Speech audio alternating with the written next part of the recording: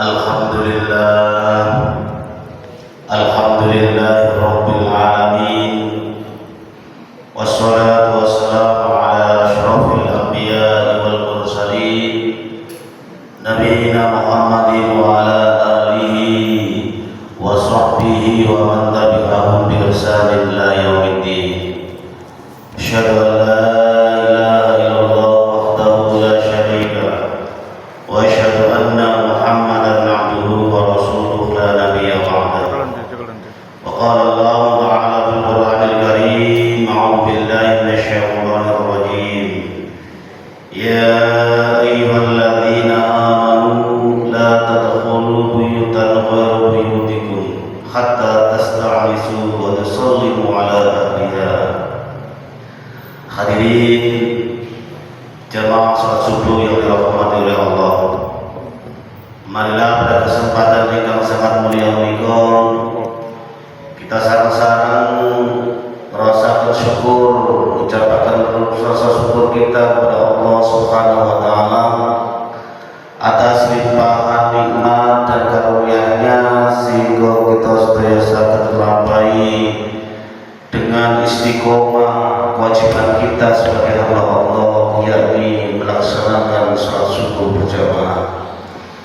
Ini adalah nikmat yang besar bagi kita, dikala orang-orang sekeliling kita mungkin masih terlelap tidur, kita sudah bangun salat tahajud, kemudian kita lanjutkan dengan salat subuh berjamaah. Maka beruntunglah para hadirin jamaah rahimakumullah, kita sedaya ingkang istiqomah. Mudah-mudahan perintah-perintah ini selalu kita istiqomahkan sehingga kita menjadi penghuni surganya Allah Subhanahu wa taala. Amin amin ya rabbal alamin. Hadirin jamaah salat subuh yang dirahmati oleh Allah, akan saya lanjutkan kajian kita pada kitab Riyadhus Shalihin, bab keutamaan salam dan perintah menyebarkannya. Hadirin jamaah rahimakumullah, kita sedaya kesaki dunya nika, salah satu tujuan hidup kita ini nika mencari ridho Allah Subhanahu wa taala. Ketika Allah Subhanahu wa taala ridho dengan kita, maka dibukakan pintu lebar-lebar surga untuk kita semuanya. Maka akan saya bacakan satu hadis yang bagaimana kita akan menjadi penghuni surga itu dengan selamat. Bismillahirrahmanirrahim. Wa an Abi Yusuf Abdillah bin Salim radhiyallahu qala Rasulullah sallallahu alaihi wasallam yaqulu ya ayyuhan nas afsus salam wa at'imut ta'am wasilul arham wasallu wan nasu niyam tadkhulul jannata bisalamin, rawahu Tirmidzi. Hadirin jamaah rahimakumullah, wa an Abi Yusuf kan saking Abi Yusuf Abdillah bin Salam radhiyallahu, semoga Allah meridhai anhu dari Abi Salamah.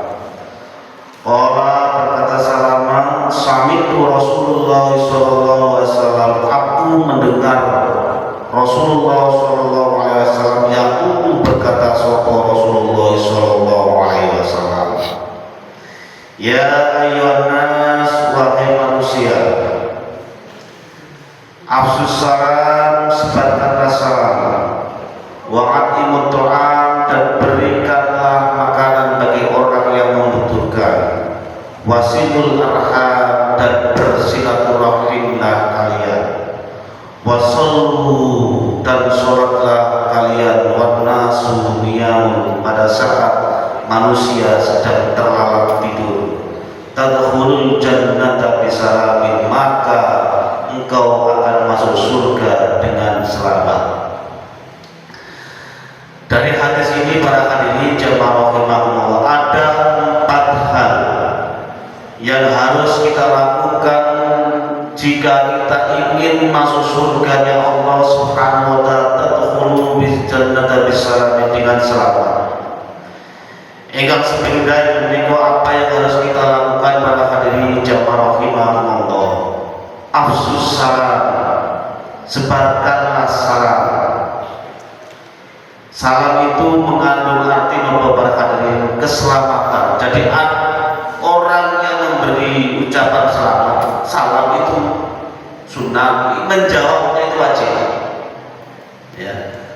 Jadi ketika kita mendengar salam, baik yang kita kenal, orang yang mengucapkan kita kenal atau tidak, maka kita yang mendengar itu wajib membaca, menjawabnya. Ya. Di dalam hadis yang lain Rasulullah SAW bersabda, "Ayyul Islam khair." Qala tut'imu ta'am wa taqra'us salam ala man 'arafta wa man lam ta'rif, muttafaqun alaih. Wahai Rasulullah, ada seorang hamba yang bertanya, "Ayyul Islam khair?" Apakah yang terbaik di dalam Islam? Kata sahabat itu. Maka Rasulullah SAW menjawab, "Qala tut'imu ta'am," memberi makanan, wa taqra'us salam, dan memberi salam, ala man arafta, terhadap orang yang kau kenal, wa man lam ta'rif, atau yang tidak kamu kenal. Rawahul Bukhari wa Muslim, muttafaqun alaih. Inilah para hadirin jamaah rahimahumullah, sehingga jika kita ingin masuk surga dengan selamat, salah satu cara dari banyak hal yang pertama ini afsus salam. Kita harus senantiasa menyebarkan salam. Yang kedua para hadirin jamaah rahimahumullah, ini wa'atimut ta'am, dan memberi makan kepada orang yang membutuhkan. Ya. Ini kelihatannya sederhana para hadirin jamaah rahimahumullah, tetapi kasta sosial manusia ini berbeda-beda para hadirin. Ada yang kemudian dititipi rezeki oleh Allah berupa harta yang berlimpah, ada yang memang serba kekurangan. Maka nilai empati kita yang telah diajarkan Rasulullah dan para pendahulu-pendahulu kita di Muhammadiyah, bagaimana kemudian Kiai Ahmad Dahlan mendirikan Muhammadiyah, di awal berdirinya adalah mereka menyantuni orang-orang yang terlantar di pinggir jalan.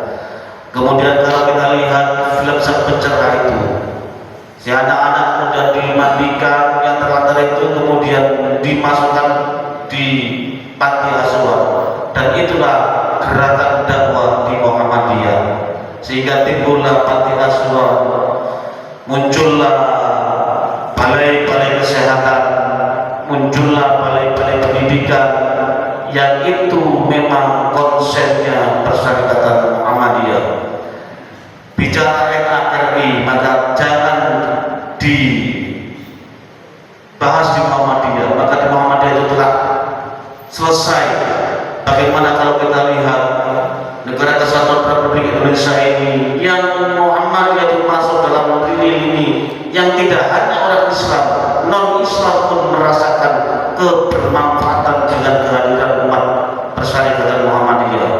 Kita lihat di Papua, berapa 3 universitas muncul di Papua, dan mayoritas agama yang sekolah di SMA maupun di perguruan tinggi itu 80% beragama Kristen Katolik.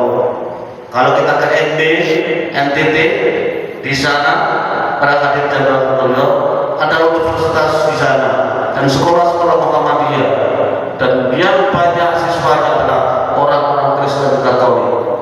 Itulah pergerakan Muhammadiyah para hadirin jamaah rahimahumullah. Sehingga ada istilah Kristen Muhammadiyah.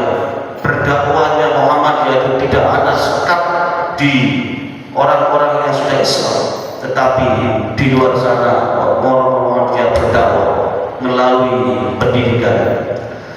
Hadirin jamaah rahimahumullah, itu yang kedua, wa'atimut ta'am, dan memberi makan kepada orang yang membutuhkan. Kemudian yang ketiga para hadirin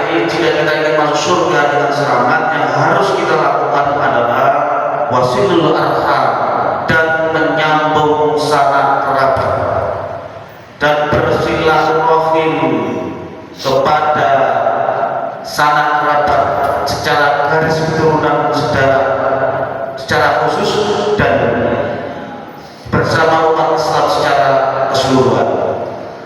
Artinya apa para hadirin jamaah rahimakumullah?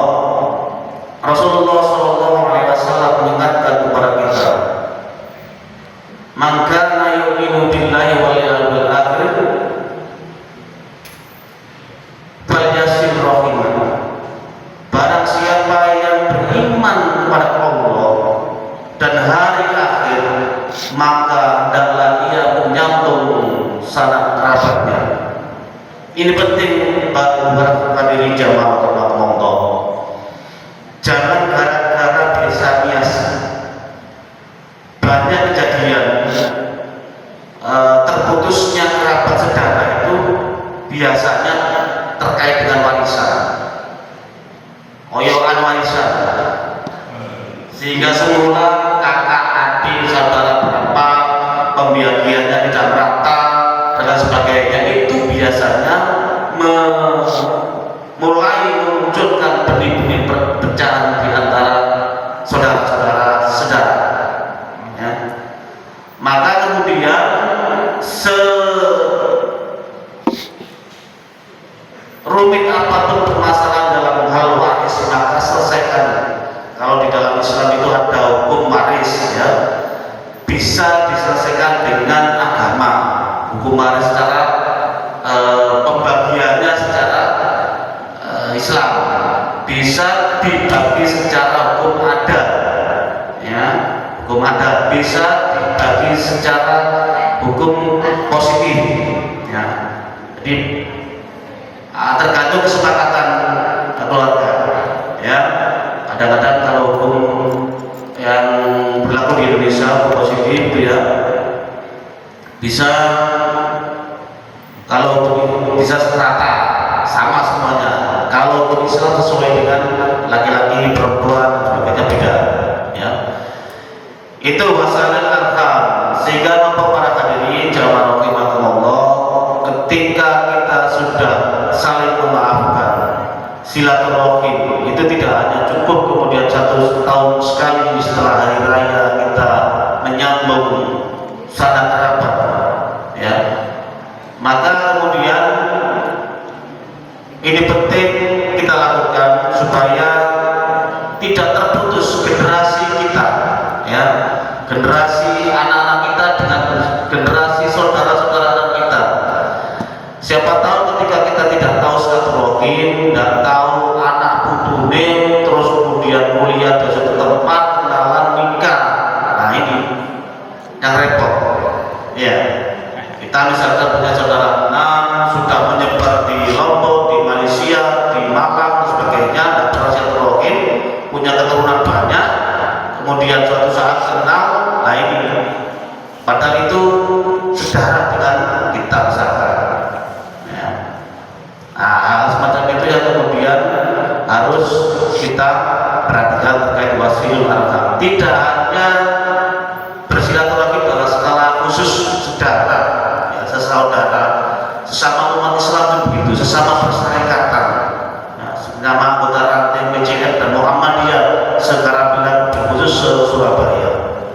Wasilul arham, kata Rasulullah, siapa yang sering bersilaturahim maka akan dipanjangkan umurnya dan dilapangkan rezekinya. Bisa jadi iya, ya, karena memang ketika silaturahim ke teman, mungkin kita suatu saat itu belum bekerja, punya teman yang mungkin secara jabatan tinggi, direktur dan sebagainya, atau dimanapun ada lowongan pekerjaan, misalkan begitu, ya, bisa apa namanya berbagi rezeki, ya. Itu memang konsep Rasulullah SAW. Kemudian yang terakhir, para hadirin jamaah rahimakumullah, jika kita ingin masuk surga dengan selamat, maka yang terakhir yang harus kita lakukan adalah wasol, dan sholatlah kalian wanasul, yang ketika manusia itu sedang tidur. Ini sholat apa itu?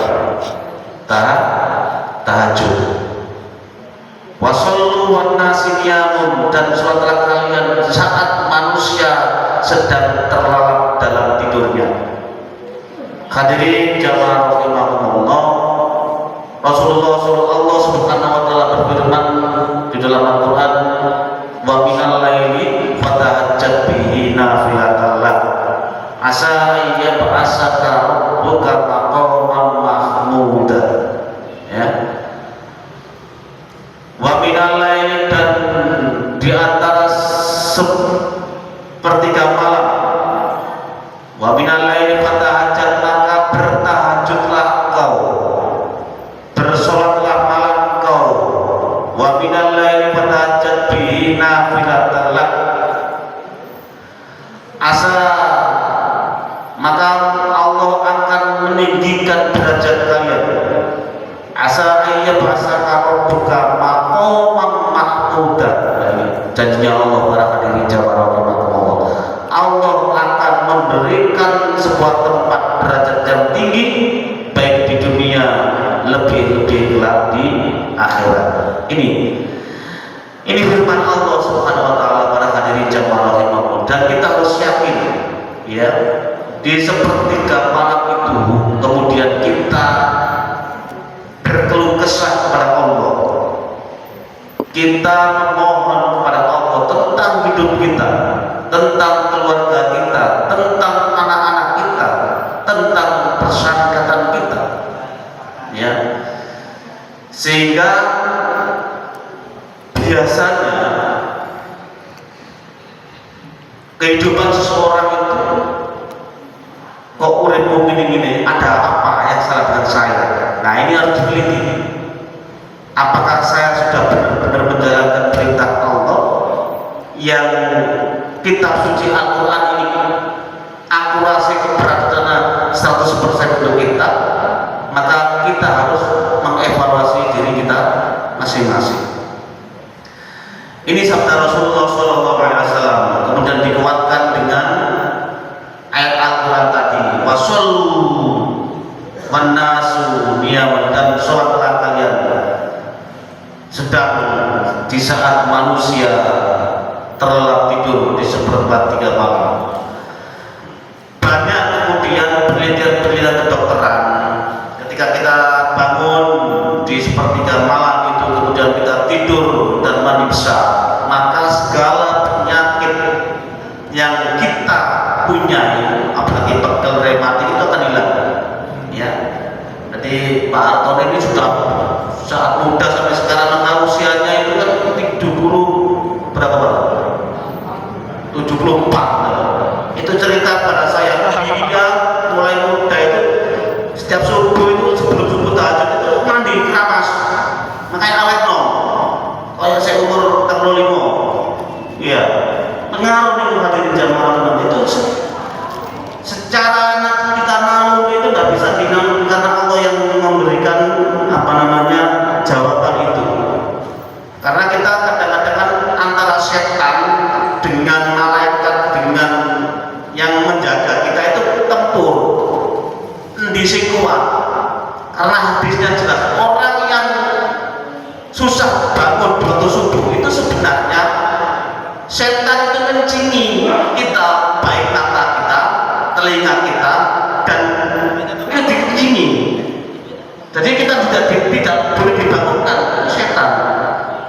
Nah, tapi kalau kita sudah terbiasa, mohon maaf, sudah terbiasa sholat tahajud, sudah terbiasa sholat subuh berjamaah, itu seakan-akan tidur kita, meskipun nggak pakai beker, nggak pakai alarm, itu bangun sendiri kayak ada yang membangunkan,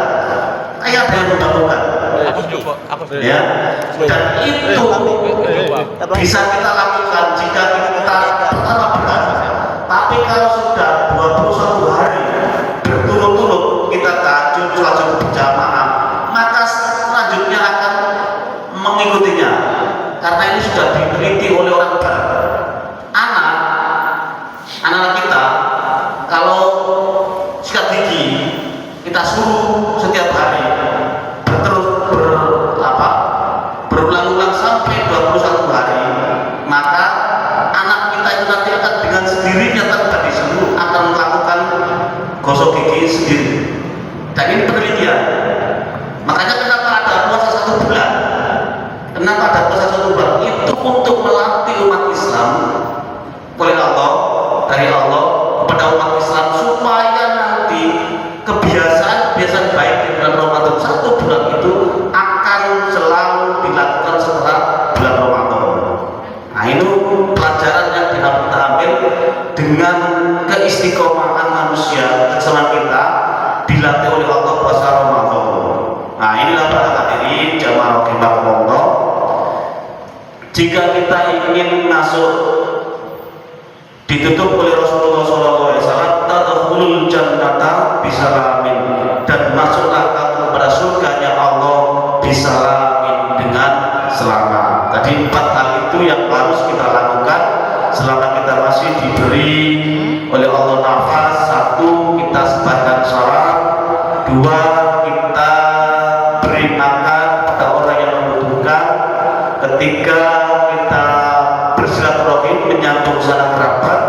Yang keempat adalah kita laksanakan sholat tahajud. Mudah-mudahan 4 hal ini dapat kita lakukan dengan baik sehingga kita bisa masuk dalam surganya Allah, tadkhulu jannata bisalamin. Demikian para hadirin jamaah rahimakumullah.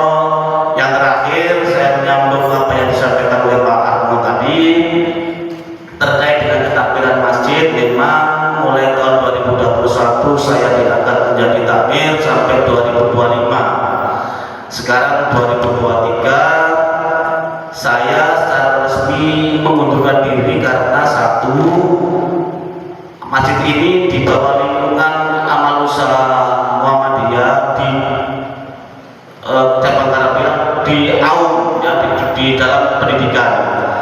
1, karena saya sudah tidak karyawan dan guru di Kebraun sini di Klaten, maka secara syarat saya sudah gugur. Yang kedua, sebagai syarat pencalonan maju menjadi pimpinan cabang Muhammadiyah Karabilan, saya tidak boleh merangkap jabatan di amal usaha Muhammadiyah. Amal usaha Muhammadiyah itu apa mawon? 1, sekolahan. 2, masjid atau mushola. 3, kalau punya rumah sakit atau klinik. 4, panti asuhan. Itu namanya amal usaha Muhammadiyah. Kalau menjadi ketua, kepala sekolah, kepala panti, ketua takmir, kalau ingin mencalonkan diri menjadi pimpinan cabang Muhammadiyah, maka harus salah satu mengundurkan diri. Oleh karena itu saya mohon maaf para hadirin jamaah rahimakumullah, selama memimpin 2 tahun ini 2 sampai 2023 ada hal yang tidak benar, saya mohon maaf yang sebesar-besarnya kepada para jamaah semuanya. Dan terkait dengan nanti akan diproses lebih lanjut, sementara karena struktur kepengurusan takmir itu tidak hanya saya, ada wakil ketua, ada bendahara, dan ada divisi-divisi, maka sementara akan diambil langsung oleh wakil takmir masjid, wakilnya Pak Antono, sekretarisnya Pak Ibu, dan lain sebagainya. Dan dapat hijau masih seperti biasa. Jadi jangan karena tidak ada saya kemudian aktivitas di masjid tidak berjalan. Kita tetap berjalan sebagaimana mestinya, karena ini lahan amal soleh kita, lahan amal soleh kita. Jangan sampai menjadi beban, jangan sampai menjadi dan lain sebagainya. Yang penting nawa itu kita niat berjuang di wadah persyaratan Muhammadiyah semata-mata untuk yula wala yula alaihi, untuk meninggikan agama Islam, ya. Persyaratan Muhammadiyah itu hanya wadah alat bagaimana mencapai dakwah Islam yang sebenar-benarnya. Saya kira cukup itu para hadirin jamaah rahimakumullah. Sekali lagi saya maaf yang sebesar-besarnya bila dalam bergaul, dalam bertutur kata ada hal-hal yang tidak berkenan, baik disengaja maupun tidak disengaja, saya mohon maaf yang sebesar-besarnya. Billahi fi sabil fastabil khairat. Wassalamualaikum warahmatullahi wabarakatuh. Assalamualaikum warahmatullahi wabarakatuh.